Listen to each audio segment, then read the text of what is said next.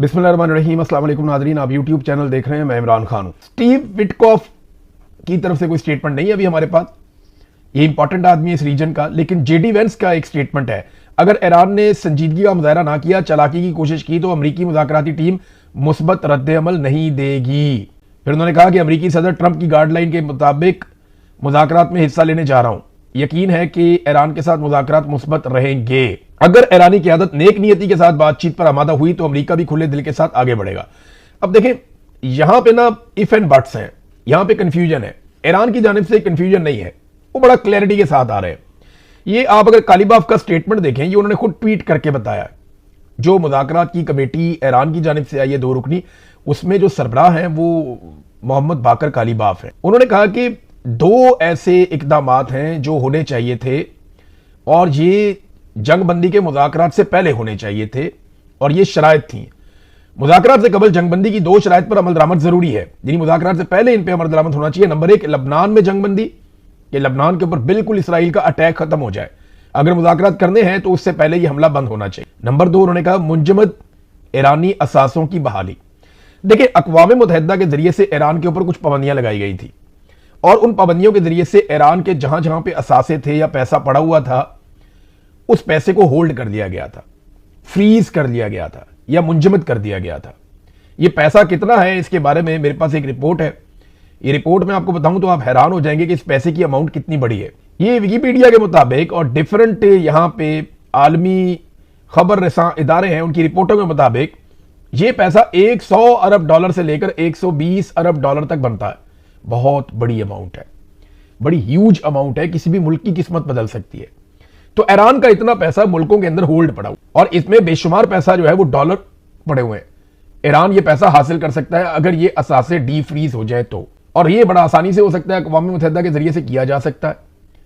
सिर्फ बैठना और उस पर बात करनी है।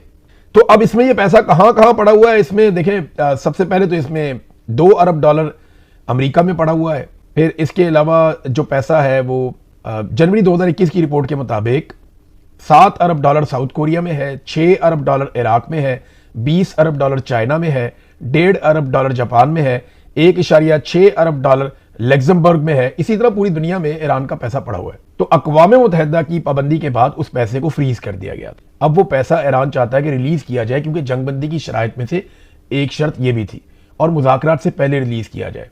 तो एक बहुत बड़ा रिलीफ है अगर ईरान को मिल जाता है। तो मैंने आपको बता दिया कि ये पैसा कितना है।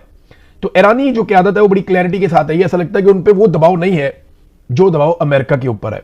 ईरानी वफद जिस तैयारे में था ना, वहां कुछ बड़े बहुत ही जज्बाती मनाज़िर थे। ये एक तस्वीर आप देखें, ये मोहम्मद कालीबाफ ने अपने ट्विटर से इसको शेयर किया और उन्होंने इसमें लिखा, माई कंपेनियंस ऑन दिस फ्लाइट। इस फ्लाइट में जो पाकिस्तान मुज़ाकरात के लिए जा रही है, इसमें मेरे साथी हैं, इनसे मिलिए। उन्होंने अपने साथियों से मुलाकात करवाई कि वो कौन लोग हैं जिनके साथ वो ट्रेवल करने जा रहे हैं। साथ उन्होंने आगे लिखा, मिनाब 168।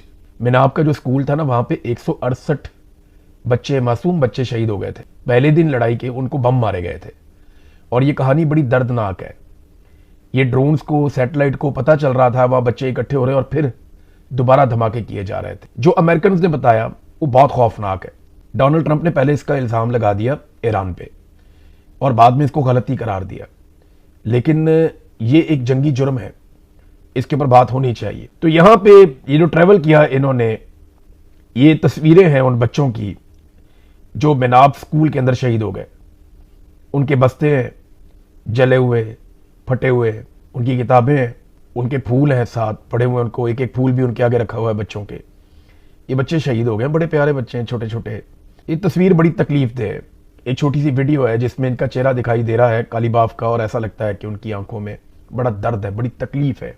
हमारे जब पाकिस्तान में ये इंसिडेंट हुआ था ना APS का, तो हम पूरी कौम हिल गए थे, हमें बड़ी तकलीफ हुई और हम सबको लगता था कि पता नहीं अब हम क्या कर देंगे। तो ईरान में ये वैसा इंसिडेंट है, तो हमें समझना चाहिए या हम बेहतर समझ सकते हैं कि इसकी तकलीफ कितनी होती है। बच्चे स्कूल गए पढ़ने के लिए, ये 12 साल तक की उम्र के बच्चे थे, 7 से 12 साल। तो वो तकलीफ उनके चेहरे पे कालीबाफ के नजर आ रही थी। और इन बच्चों के साथ अगर वो आए हैं तो वो अपना हक छोड़ के जाने वाले तो नहीं है, जो मुझे लगता है। तो ये बड़ी एक जज्बाती मनाज़िर थे। फिर जब वो पाकिस्तान पहुंचे तो उनकी वीडियोस दिखाई दी एयरपोर्ट पे, आर्मी चीफ उनको लेने के लिए गए, इसहाक डार उनको लेने के लिए गए, बाकी लोग लेने के लिए गए। देखिए हालात कैसे बदल जाते हैं। कल तक इसी ईरान के सहाफ़ियों को मना किया जा रहा था कि इनको मीडिया पे ना लिया जाए, और ईरान के खिलाफ पाकिस्तानी सहाफ़ियों को खबरें फीड की जा रही थी कि आप ये खबरें दें।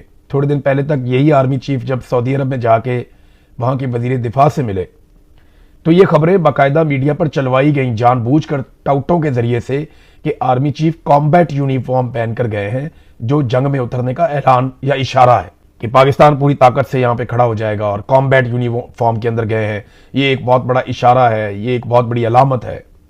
इस किस्म की बातें की गई थी। आज उसी ईरानी वफद को जो है वो इस्तकबाल करने के लिए आर्मी चीफ गए।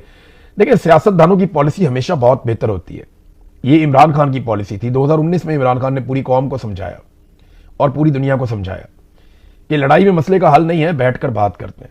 इमरान खान ने सालिसी भी करवाई सऊदी अरब और ईरान के हवाले से, आपको याद होगा। तब सब लोग मजाक उड़ा रहे थे। आज जो सियासतदान है वो भी यही कर रहे हैं। तो जब सियासतदान कोई फैसला करता है या सियासतदान किसी मामले को देखता है ना, तो बड़ा शानदार हल सियासतदान निकालते हैं। इसीलिए ईरान ने और अमेरिका ने सियासतदानों को भेजा है, जर्नैलों को नहीं भेजा।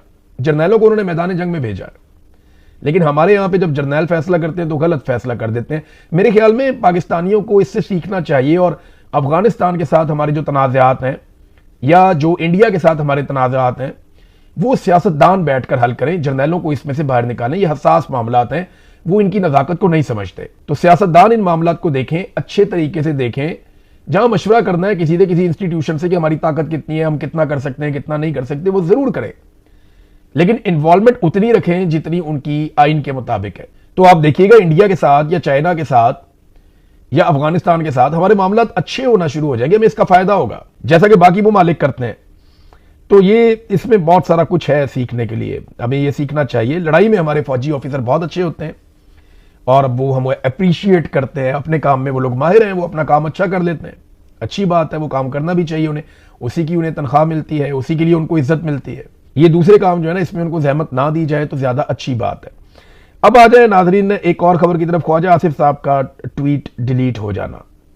देखिए इस पे ना ख्वाजा आसिफ साहब पे बहुत तनकीद हो रही है, बहुत ज्यादा उनके ऊपर तनकीद हुई है पाकिस्तान के सोशल मीडिया में, और ये कहा जा रहा है कि ख्वाजा आसिफ को ट्वीट करना नहीं चाहिए था, अगर उन्होंने किया तो फिर उन्हें डिलीट नहीं करना चाहिए था, इससे बहुत शर्मिंदगी होती है। ख्वाजा आसिफ ने ये ट्वीट क्यों किया?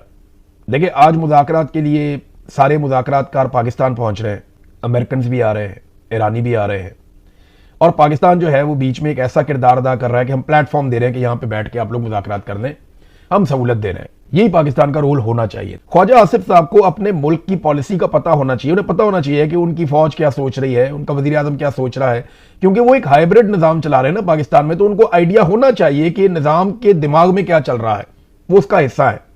तो उस हिसाब से वो ट्वीट करें, जितनी चादर है उतने पांव फैलाएं, अपनी औकात देख के उसके मुताबिक बात करें। ख्वाजा आसिफ साहब ने लंबी छलांग मारी और फिर जिस तरह उनकी ट्वीट डिलीट करवाई गई, ये बड़ा अफसोसनाक है, बहुत तकलीफ दे। पीएमएलएन देखें, वो ये दावा करते हैं कि ये डिलीट कर दिया एक्स ने खुद ही, लेकिन बहुत सारे लोग सबूत ला ला कर दिखा रहे हैं कि नहीं जी, उन्होंने डिलीट खुद ख्वाजा आसिफ साहब ने खुद की है। और कुछ लोग तो बहुत अजीब अजीब दावे कर रहे हैं। एक जर्नलिस्ट ने उन्होंने मुझे फोन किया, उन्होंने कहा इमरान भाई मामला ये नहीं है कि ट्वीट डिलीट हुई है, जिस तरीके से डिलीट करवाई गई है, इतने उम्र रसीदा सियासतदान से इस तरीके से ये काम करवाना ये नामुनासिब है, ये नहीं होना चाहिए। जो बातें उन्होंने मुझे बताई, मुझे उनकी बहुत तकलीफ है। मैं नहीं चाहता कि किसी ने जो मुझे बातें बताई हैं वो बड़ी तकलीफ दे बातें। ख्वाजा आसिफ से आपके लाख इख्तलाफात हो सकते हैं, लेकिन इस तरह बात करनी नहीं चाहिए। जिसने मुझे बताई है वो बात मुझे सुन के अच्छा नहीं लगा। अब मुझे नहीं पता कि वो हकीकत किस लेवल तक है, लेकिन उनका दावा यह था कि मैं अल्फन कहता हूं कि ये मामला ऐसे हुआ। बहरहाल ख्वाजा साहब को ट्वीट नहीं करना चाहिए था, उन्हें पता होना चाहिए था कि उनकी गवर्नमेंट क्या सोच रही है, क्या करना चाह रही है और कितना करना चाह रही है, उससे आगे नहीं जाना चाहिए। मेरी एक और खबर की तस्दीक हुई, जैसा कि पहले बरतानिया के और अमेरिका के मोतबर तरीन इदारों ने मेरी खबर की तस्दीक की कि जो शहबाज शरीफ ने ट्वीट किया था कॉपी पेस्ट, वो व्हाइट हाउस से आया था और उसकी अप्रूवल भी व्हाइट हाउस से आई थी। उसकी तस्दीक हो गई। एक और खबर की तस्दीक हो गई। मैंने आपको कहा था ना कि पाकिस्तानी मीडिया को मना किया गया है कि ईरानी सहाफ़ियों को आपने अपने प्रोग्राम्स में नहीं लेना, गुरेज करना है। तो इस पे अब एक ईरानी सहाफ़ी हैं, उन्होंने तस्दीक कर दी, मेरी इस खबर की भी तस्दीक हो गई।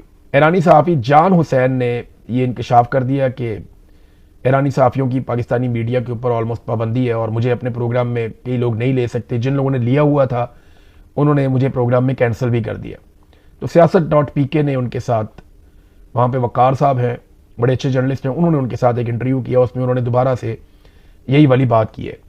नाज़रीन, पाकिस्तान ने जब पेट्रोल की कीमतें बढ़ाई थी तो फौरी तौर पे बढ़ा दी थी और बहुत ज़्यादा बढ़ा दी थी, लेकिन अब जब पाकिस्तान पेट्रोल की कीमतें कम करने का वक्त आया, आलमी मंडी में नीचे चली गई है ना, तो जब आलमी मंडी में पेट्रोल की कीमतें काफ़ी नीचे चली गई हैं तो पाकिस्तान में भी फ़ौरन कम होनी चाहिए थी। जैसे फ़ौरन बढ़ा दी थी वैसे ही फ़ौरन कम भी होनी चाहिए, लेकिन कम इंतहाई सुस्त रफ्तारी से कर रहे हैं ताकि जितना ज़्यादा माल लपेट सकते हैं पाकिस्तानियों से, जितनी लूटमार कर सकते हैं वो लूटमार कर लें। वजह पता क्या है? क्योंकि पाकिस्तान में निज़ाम ज़िंदगी मफलूज है, पाकिस्तान में मईशत का पहिया नहीं चल रहा, तो इनके दिमाग में ये होता है कि खसारा पूरा करना है, कहीं से भी कर लो। क्योंकि इमरान खान साहब के दौरे हुकूमत में जितना खसारा था आज उससे दुगना खसारा है। मैंने डाटा आपके सामने एक दिन पहले रखा। तो अब हुआ यह है कि जंग से पहले जो पेट्रोल की कीमत थी वो 258 थी और आज इन्होंने कम करने की खुशखबरी सुनाई है तो आज भी कीमत 366 है, यानी उससे तो बहुत ज्यादा है। भाई अगर आलमी मंडी में कम हो गई तो आप भी कम कर लें। इमरान खान के दौर में जितना महंगा था वो तो आज तक नहीं हुआ, तो आपको चाहिए इमरान खान के दौर से सस्ता करें। भाई उससे सस्ता नहीं करते तो कम से कम उतना तो करें जितना पहले था। फिर डीजल की कीमत जो है वो 280 थी जंग से पहले और अब 385 है, तो ये कौन सा कम किया है इन्होंने? और इतना जो अवाम को चूना लगाया है इन्होंने एक महीने में, जो अवाम की जेबों पे डाका डाला, उसका हिसाब कौन देगा? बहरहाल ये चीजें, इन पे हम बात करते रहेंगे। इंपॉर्टेंट ये है कि पाकिस्तान में मुज़ाकरात हो रहे हैं, अगले 24 घंटे बड़े अहम है। ईरान अपनी चीजें सामने रखेगा, क्या चीजें सामने रखेगा उस पर हम बाद में बात करते हैं। मुज़ाकरात साथ चल रहे होंगे। देखें, मैं आपको एक बात क्लियर कर दूं, जितनी भी खबर आएगी वो बैरूनी मुल्क से आएगी। पाकिस्तानी मीडिया को ये लोग कोई खबर देने वाले नहीं है और ना पाकिस्तान की गवर्नमेंट कोई खबर देने वाली है, क्योंकि पाकिस्तानी गवर्नमेंट को ये सूट करता है कि फिलहाल वो खबरें आए जो पाकिस्तान की गवर्नमेंट को पसंद है या उनको उसमें मशहूरी मिलती है। एक्चुअल जो खबरें आपको आएंगी वो आपको अमेरिकन मीडिया से और ईरानी मीडिया से आएंगी, तो हमें उसके ऊपर नजर रखनी पड़ेगी और अरब मीडिया के ऊपर भी। मुतालबात के अंदर कितनी फ्लेक्सिबिलिटी हो सकती है, किसके क्या मुतालबात है, ये हम बात करते हैं नेक्स्ट वीलॉग में और इंतजार करते हैं कि कोई अच्छी खबर आए। अब तक के लिए इतनी, अपना ख्याल रखिएगा, अपने चैनल का भी